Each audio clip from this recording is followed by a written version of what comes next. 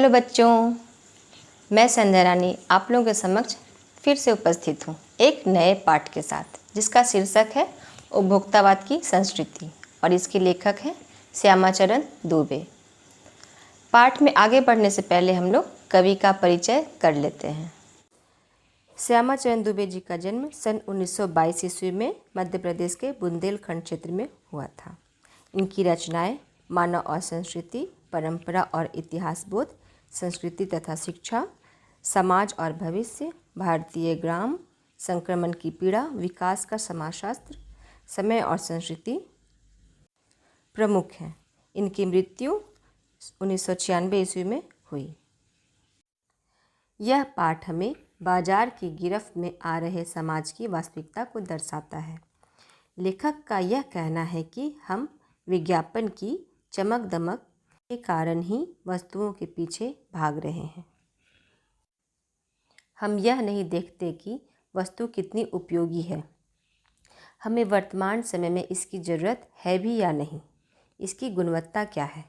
हम बिना देखे समझे वस्तुओं को खरीदते हैं। क्यों खरीदते हैं? क्योंकि हमारे किसी चहेते फिल्म स्टार के द्वारा इसका विज्ञापन किया गया होता है या किसी प्रतिष्ठित अभिजन वर्ग द्वारा इसका प्रयोग किया जा रहा होता है। हम विज्ञापन की चकाचौंध से आकर्षित होकर जिस तरह से वस्तुओं के पीछे भाग रहे हैं, इस पाठ में लेखक ने इसी का जिक्र किया है। साथ ही यह भी दर्शाया है कि इस दिखावे की संस्कृति का हम और हमारे समाज पर कितना बुरा प्रभाव पड़ रहा है। धीरे धीरे सब कुछ बदल रहा है, एक नई शैली अपना वर्चस्व स्थापित कर रही है। इसके साथ ही आ रहा है एक नया जीवन दर्शन, यानी कि जीवन को जीने की एक नई फिलॉसफी, जिसे हम उपभोक्तावाद की संस्कृति कह सकते हैं। आइए हम जानते हैं कि उपभोक्तावाद क्या है।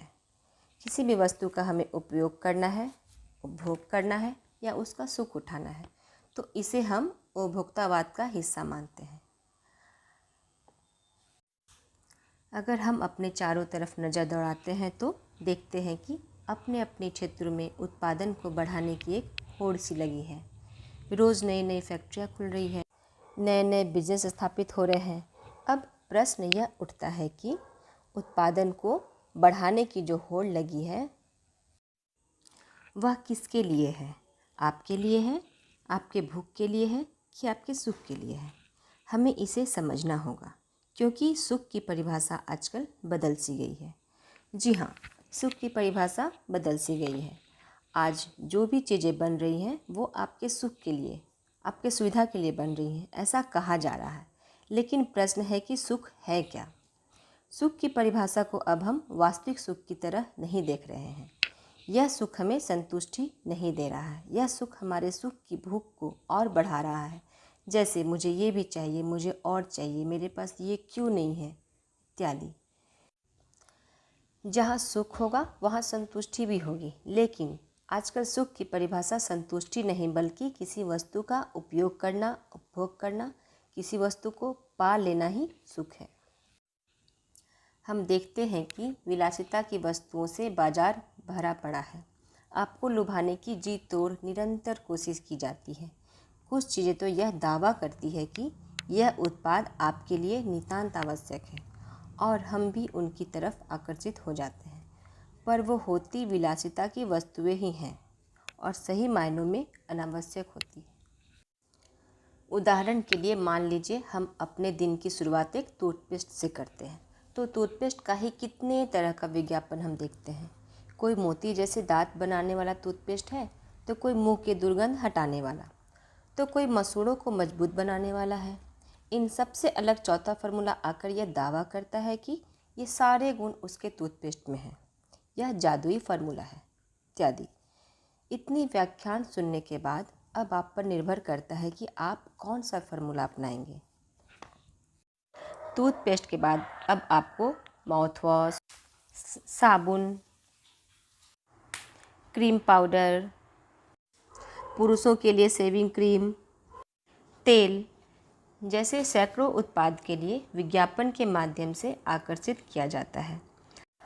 जिन वस्तुओं का विज्ञापन बार बार दिखाया जाता है और अगर वह वस्तु ब्रांडेड भी हो तो सहज ही हमारा ध्यान आकर्षित हो जाता है, हम उस वस्तु को खरीदना चाहते हैं। बात अगर ब्रांडेड वस्तुओं की हो रही है तो ब्रांडेड वस्तुओं का चयन आज के समाज के लिए प्रतिष्ठा का सूचक बन गया है। आपकी हैसियत आपके महंगे उत्पाद बताते हैं। छोड़िए इन वस्तुओं को, अब हम लोग परिधान की दुनिया में आते हैं। जगह जगह बुटीक खुल गए हैं, नए नए डिजाइन के परिधान बाजार में आ गए हैं। ये ट्रेंडी भी होते हैं और महंगे भी। पिछले वर्ष का फैशन इस वर्ष, कितनी शर्म की बात है, ऐसा लोग समझते हैं। घड़ी पहले समय दिखाती थी, आज आपकी हैसियत दिखाती है। घड़ी से यदि काम लेना हो तो यह 400 से 500 रुपये में मिल जाती है। हैसियत जताने के लिए आपको 50-60 हज़ार से लेकर लाख 1.5 लाख की भी घड़ी ले सकते हैं। संगीत की समझ हो या नहीं, कीमती म्यूजिक सिस्टम ज़रूरी है।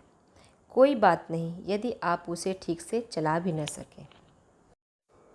कंप्यूटर काम के लिए तो खरीदे ही जाते हैं, महज दिखावे के लिए उन्हें खरीदने वालों की संख्या भी कम नहीं है। खाने के लिए 5 सितारा होटल हैं, वहाँ तो अब विवाह भी होने लगे हैं।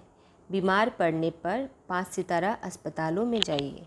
सुख सुविधाओं और अच्छे इलाज के अतिरिक्त यह अनुभव आपको काफ़ी समय तक चर्चा का विषय भी रहेगा। प्रतिष्ठा के अनेक रूप होते हैं, चाहे वे हास्यास्पद ही क्यों न हो।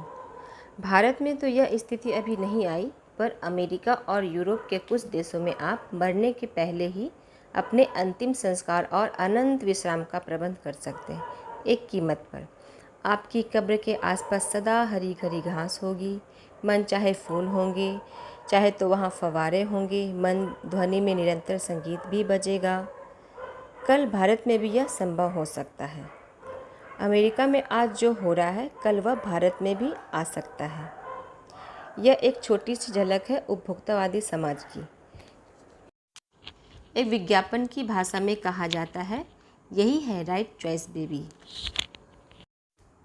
प्रश्न यह है कि इसका परिणाम क्या होगा। हमारी संस्कृति अनुकरण की संस्कृति नहीं है। हम लोग प्रतिष्ठा प्रतिस्पर्धा की अंधी दौड़ में शामिल होकर जो अपना है उसे खोकर छद्म आधुनिकता की गिरफ्त में आते जा रहे हैं। हमारे संसाधन जो कि सीमित है, उनका अपव्यय हो रहा है। इससे गरीब वर्ग और गरीब होते जा रहे हैं और अमीर वर्ग और अमीर। जीवन स्तर का बढ़ता अंतर आक्रोश और अशांति को जन्म दे रहा है। जैसे जैसे दिखावे की संस्कृति फैलेगी, सामाजिक अशांति भी बढ़ेगी। इस पाठ के निष्कर्ष के रूप में हम लोग कह सकते हैं कि उपभोक्तावादी संस्कृति से हमारे जीवन मूल्य और सामाजिक मूल्यों में तेज़ी से कमी आई है। दिखावे की प्रवृत्ति में ज़बरदस्त वृद्धि हुई है। गांधी जी का कहना था कि हम बुनियाद पर कायम रहकर स्वस्थ सांस्कृतिक प्रभाव को अपनाएं। उपभोक्तावादी संस्कृति हमारी सामाजिक नींव को हिला रही है, जो कि भविष्य के लिए बड़ा खतरा है। बच्चों, उम्मीद है कि यह पाठ आपको समझ में आ गया होगा। अगले वीडियो में हम लोग प्रश्न उत्तर के साथ फिर मिलेंगे। तब तक के लिए धन्यवाद।